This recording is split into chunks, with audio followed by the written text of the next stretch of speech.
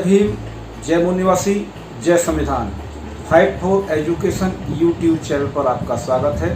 साथियों, एक विषय के साथ हम आपके साथ जुड़े हुए हैं। विषय है कि जिन माता पिताओं के पास उनके बच्चे का जन्म प्रमाण पत्र नहीं होता है, बर्थ सर्टिफिकेट नहीं होता है, तो क्या उनके बच्चे का दाखला स्कूल में हो सकता है या नहीं हो सकता है।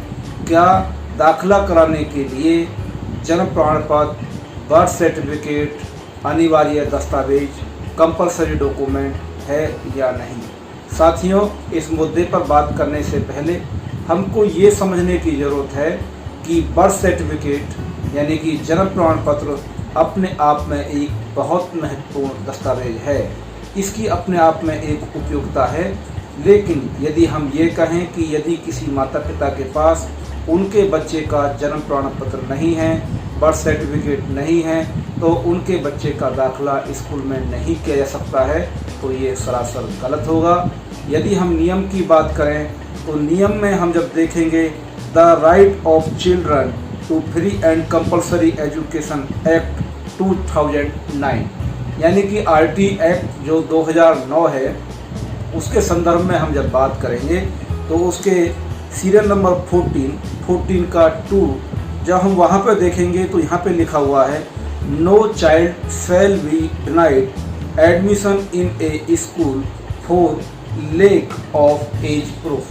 यानी कि इसका मतलब ये हुआ कि यदि किसी माता पिता के पास जन्म प्रमाण पत्र नहीं है, यदि बर्थ सर्टिफिकेट नहीं है, तो जन्म प्रमाण पत्र के अभाव में किसी भी बच्चे को स्कूल दाखला देने के लिए मना नहीं करेगा। तो साथियों, इस तरीके से जब RT एक्ट के माध्यम से हम समझेंगे कि RT एक्ट में लिखा हुआ है कि यदि जन्म प्रमाण पत्र नहीं है तो उस बच्चे का दाखला नहीं रोका जा सकता है। और हम एक रेफरेंस और बात करेंगे, ये मिनिस्ट्री ऑफ HRD की जो गाइडलाइंस हैं, the right of children to free and compulsory education rules 2010, इसके अनुसार जब हम बात करेंगे तो इसके सीरियल नंबर 13, इसमें जो डॉक्यूमेंट लिखे हुए हैं, डॉक्यूमेंट्स एज एज प्रूफ, इसमें पहला डॉक्यूमेंट लिखा हुआ है hospital nurse and midwife register record, B anganwadi record, C declaration of the age of the child by the parent और गार्जियन। यानी कि यदि किसी बच्चे के पास जन्म प्रमाण पत्र नहीं है तो जन्म प्रमाण पत्र के अभाव में यदि हॉस्पिटल का कोई रिकॉर्ड है, नर्स का कोई रिकॉर्ड है, जैसे टीके का कार्ड होता है यदि वो है, आंगनवाड़ी का कोई रिकॉर्ड है वो है, तो वो भी चल जाएगा। लेकिन यदि वो भी नहीं है तो माता पिता एक घोषणा पत्र पर लिख के देंगे कि हमारे बच्चे की जन्म तिथि ये है, तो वो मान्य होगी। तो साथियों, इस तरीके से जब हमने ये नियम देखे हैं और नियमों के अनुसार जब हम बात कर रहे हैं, तो यहाँ पर ये साफ साफ लिखा हुआ है कि ये मानव संसाधन विकास मंत्रालय का जो ये नियम है, निःशुल्क और अनिवार्य बाल शिक्षा का अधिकार नियम 2010, इसका जो 13वां नंबर है, इसमें हिंदी में लिखा हुआ है आयु के सबूत के रूप में दस्तावेज। तो साथियों, इसमें लिखा हुआ है जहां कहीं भी जन्म प्रमाण पत्र उपलब्ध नहीं है, वहां निम्नलिखित दस्तावेजों में से किसी एक को विद्यालयों में प्रवेश के प्रयोजन के लिए बालक की आयु का सबूत समझा जाएगा। के अस्पताल या सहायक नर्स और दाई रजिस्टर अभिलेख। ख आंगनबाड़ी अभिलेख। ग माता पिता या संरक्षक द्वारा बालक की आयु की घोषणा। तो इस तरीके से हमें एक नियम का रेफरेंस और मिला है।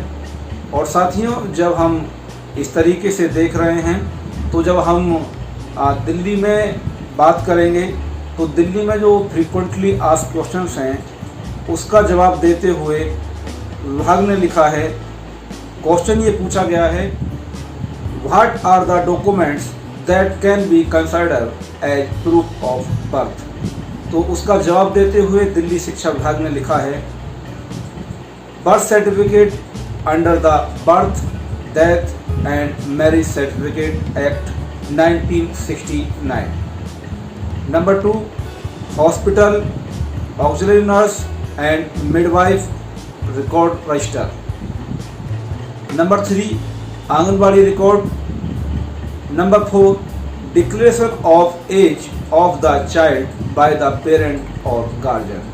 तो साथियों, इस तरीके से जब हम बात कर रहे हैं उसमें तमाम ये चीज़ें समझ में आती हैं कि यदि किसी माता पिता के पास उनके बच्चे का जन्म प्रमाण पत्र नहीं है तो भी उनके बच्चे का दाखिला नहीं रोका जा सकता है। लेकिन जब हम EWS और DG कैटेगरी के दाखिलों के संदर्भ में बात करते हैं तो ये बात और ज़्यादा महत्वपूर्ण हो जाती है।